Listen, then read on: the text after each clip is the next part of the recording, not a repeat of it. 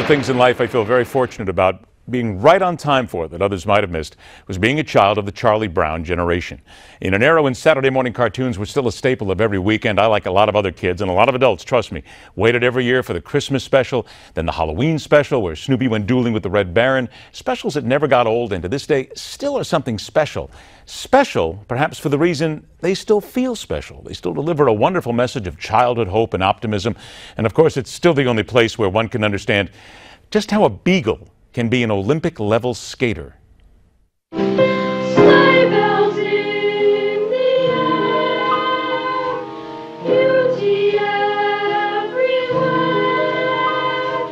Yuletide by the fireside, and joyful memories there. Christmas time is here, families drawing near. 65 years after Charlie Brown and the gang made their debut, Snoopy didn't emerge as a major character until much later. And 15 years after artist Charles Schulz left us, Hollywood is doing what Schulz never wanted, bringing the Brood to life in modern animation. Schulz, you see, loved the semi-animation of the early cartoons and disapproved of anything more modern. Look, there's a new kid moving in. I just hope this new kid has never heard of me. It's not often you get the opportunity to start over with a clean slate. This time, things will be different.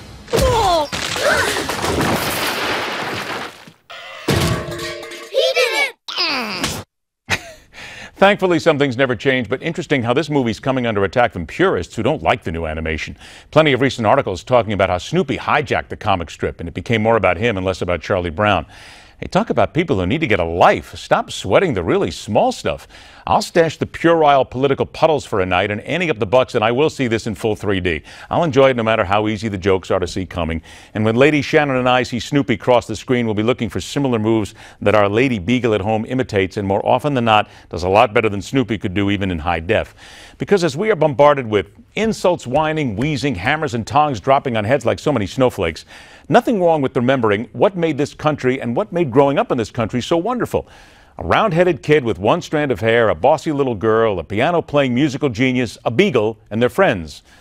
Besides, when you think about it, we could use a little more Charlie Brown in our lives. And also when you think about it as well, Lucy would make one hell of a presidential candidate. Just think about that for a moment. Hillary Clinton, you'd be in big trouble.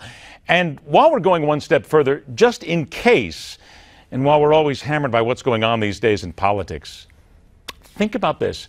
How interesting it would be to see them swear in the first president holding up his right paw. That's my opinion, telling it like it is. Rock on, true believers. Have a great weekend. Enjoy the movies if you go. We'll see you next week right here on The Hardline.